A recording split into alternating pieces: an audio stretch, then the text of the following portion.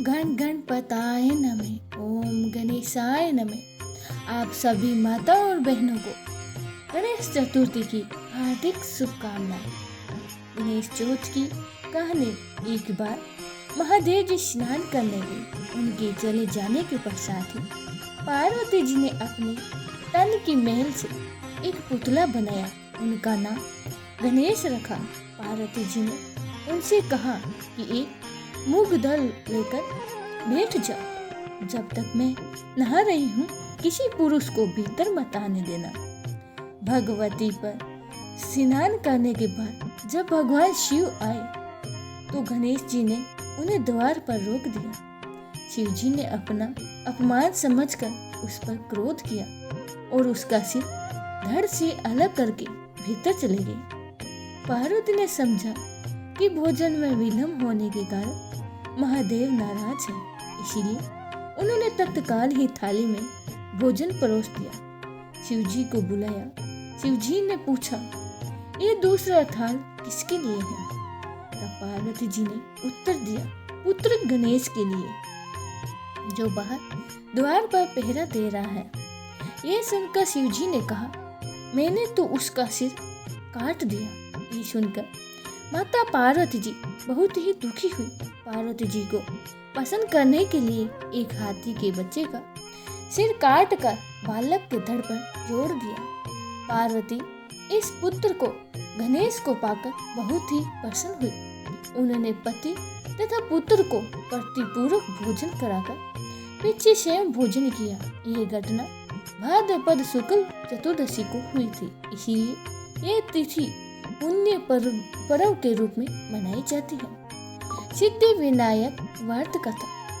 यह व्रत भी भाद्रपद की शुक्ल तिथि चतुर्थी को करते हैं और इसे श्री गणेश जन्म उत्सव के रूप में मनाते हैं। यदि इस दिन रविवार या मंगलवार हो तो यह महाचतुर्थी हो जाती है और इस दिन रात्रि में चंद्र दर्शन नहीं करने चाहिए, क्योंकि इससे मिथ्या कलंक का भागी बनना पड़ता है। इस दिन प्रातः काल ही सहता तिलों के उपटन से स्नान करके मध्य श्री गणेश जी का जन्म समय में श्री गणेश जी का पूजन, आहार, आसन, अर्घ, पाद, आचमन, पंचामृत, स्नान, शुद्धोदक, स्नान वस्त्र, यज्ञोपवीत, सिंदूर, आभूषण, दुर्वा, धूप, दीप, नैवेद्य, पुष्प, पान आदि से करके 2 लाल वस्त्र दान देना चाहिए। पूजन के समय घी से निमित्त 21 लाडुओं का भोग लगाना चाहिए। सिद्धि विनायक की कथा। एक बार नंद किशोर ने सनत कुमार जी से कहा कि चंद्रमा के दर्शन से करने से श्री कृष्ण भगवान को जो लाछन लगा था वह इस सिद्धि विनायक व्रत के करने से दूर हुआ। ऐसा सुनकर सनत कुमार को आश्चर्य हुआ। उन्होंने पूर्ण ही भर श्री कृष्ण को कलंक लगने की कथा पूछी तो नंदीश्वर ने बताया कि एक बार जरासंध के भय से श्री कृष्ण समुद्र में मध्य नगरी बसाकर रहने लगे। इसी पुरी का नाम द्वारकापुरी है। द्वारकापुरी में निवास करने वाले सत्राजित यादव ने सूर्य नारायण की आराधना की थी। भगवान सूर्य ने उसे नित्य 8 बार सोना देने वाली श्यामंतक नामक मणि अपने गले से उतार कर दे दी। मणि पाकर सत्राजित यादव समाज में गया और श्री कृष्ण ने उस मणि को प्राप्त करने की इच्छा व्यक्त की। सत्राजित ने वह मणि श्री कृष्ण को देकर अपने भाई प्रेषणजित को दे दी। एक दिन प्रेषणजित घोड़े पर चढ़कर शिकार के लिए गया। वहाँ एक शेर ने उसे मार डाला और मणि ले ली। रीछों का राजा जानवंत सिंह को मारकर मणि लेकर गुफा में चला गया।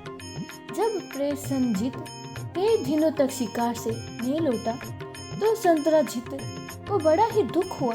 उसने प्रचार कर दिया कि श्री कृष्ण ने प्रेषणजित को मारकर श्यामंतक मणि छीन ली है।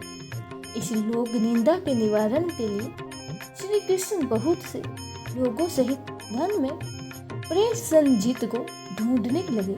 वहां पर प्रेषणजीत के शेर द्वारा मारना, शेर को झींझ द्वारा मारने के चिन्ह से उन्हें मिल गए। झींझ के पैरों को खोजते करते करते वह जामवंत की गुफा में पहुंचे। वह गुफा के भीतर चले गए। वहां उन्होंने देखा कि जामवंत का पुत्री उस मणि से खेल रहे हैं। श्री कृष्ण को देखते ही जामवंत युद्ध के लिए तैयार हो गए। युद्ध छिड़ गया। गुफा के बाहर श्री कृष्ण के साथियों ने उनकी 7 दिनों तक प्रतीक्षा की। ने लौटने पर उन्हें मरा हुआ जानकर पश्चाताप करते हुए द्वारका लौट गए। 21 दिन बाद युद्ध करने पर श्री जामवंत श्री कृष्ण को पराजित नहीं कर पाए। तब उन्होंने सोचा, हो न हो यही वह अवतार है जिनके लिए मुझे रामचंद्र जी का वरदान मिला था। ऐसा सोचकर उसने अपनी कन्या का विवाह श्री कृष्ण के साथ कर दिया और मणि दहेज में दे दी। इधर चंद्रजीत ने भी लज्जित होकर अपनी पुत्री का विवाह श्री कृष्ण के साथ कर दिया। श्री कृष्ण ने मणि चंद्रजीत को दे दी। कुछ समय के बाद किसी काम से श्री केशव इंद्रप्रस्थ पर चले गए। अक्रूर तथा ऋतुवर्मा की राय से शतधन्वा नामक यादव ने चंद्रजीत को मारकर मणि अपने कब्जे में ले ली। चंद्रजीत की मौत का समाचार श्री कृष्ण को मिला तो वे तत्काल ही द्वारका पहुंचे। वह शतधन्वा उसे मारकर मणि छीनने को तैयार हो गए। इस कार्य से सहायता देने के लिए बलराम भी तैयार हुए। ऐसा जानकर शतधन्वा ने मणि अक्रूर को दे दी और स्वयं द्वारका भाग गए। श्री कृष्ण ने उनका पीछा करके उसे मार डाला, पर मणि उन्हें नहीं मिली। बलराम जी भी वहां पहुंचे। श्री कृष्ण ने बताया कि मणि तो इसके पास नहीं है। बलराम जी को विश्वास न हुआ। वह अप्रसन्न होकर विद्रभ चले गए। श्री कृष्ण ने द्वारका लौटने पर लोगों ने उनका भारी अपमान किया। तत्काल ही समाचार फैल गया कि स्वयं तक मणि के लोभ में श्री कृष्ण ने अपने भाई को भी त्याग दिया। श्री कृष्ण इस अकारण प्राप्त अपमान का शोक में डूब गए और सहस नारद को वहां बुलाया गया। उन्होंने श्री कृष्ण को बताया कि आपने भद्र शुक्ला चतुर्दशी को चंद्रमा का दर्शन किया है। इसी कारण से आपको इस तरह की लज्जित होना पड़ रहा है। श्री कृष्ण ने पूछा कि चौथ की चंद्रमा को ऐसा क्या हो गया है जिसके कारण उनके दर्शन मात्र से ही मनुष्य कलंकित तो होता है। तब नारद जी बोले कि एक बार ब्रह्मा जी ने चतुर्दशी के दिन गणेश जी का व्रत किया था। गणेश जी ने प्रकट होकर वर मांगने को कहा तो उन्होंने मांगा कि मुझे सृष्टि की रचना करने का मोह है न हो। गणेश जी ने जो ही तथास्तु कहकर चले गए तो उनके विचित्र व्यक्तित्व को देखकर चंद्रमा ने उपवास किया। इस पर गणेश जी रुष्ट होकर चंद्रमा को श्राप दे दिया कि आज से तुम्हारा कोई भी मुख नहीं देखना चाहेगा।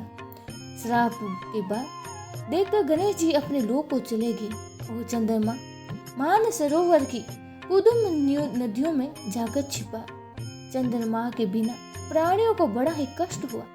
उनके कष्ट को देखकर ब्रह्मा जी की आज्ञा से सारे देवता ने व्रत से प्रसन्न होकर गणेश जी ने वरदान दिया कि अब चंद्रमा श्राप से मुक्त हो जाए। पर 1 वर्ष में भाद्रपद शुक्ल चतुर्दशी को जो कोई भी चंद्रमा के दर्शन करेगा उसे चोरी आदि का झूठा लाछन जरूर लगेगा, किंतु जो मनुष्य द्वितीय के दर्शन करता है रहेगा वह इस लाछन से बच जाएगा। इस चतुर्थी को सिद्धि विनायक का व्रत करने में सारे दोष छूट जाएंगे। ये सुनकर देवता अपने अपने स्थान को चले गए तथा चंद्रमा मान सरोवर से निकलकर चंद्रलोक में आ गए। अतः इसी चंद्रमा का दर्शन करने से आपको ये कलंक लगा है। तब श्री कृष्ण ने कलंक से मुक्त होने के लिए यही व्रत किया था। और कुरुक्षेत्र में के युद्ध में युधिष्ठिर ने भगवान कृष्ण से पूछा, भगवान, मनुष्य की कामनाओं को सिद्ध करने का कौन सा उपाय है? किस उपाय से मनुष्य धन, पुत्र, सौभाग्य तथा विजय प्राप्त कर सकता है? श्री कृष्ण ने उत्तर दिया, यदि तुम पार्वती पुत्र श्री गणेश का विधि पूर्वक पूजन करोगे तो निश्चय ही तुम्हें राज्य प्राप्त होगा। श्री कृष्ण की आज्ञा से युधिष्ठिर जी ने गणेश चतुर्थी का व्रत करके युद्ध जीता था। बोले श्री गणेश भगवान की जय हो। बोले श्री कृष्ण भगवान की जय हो।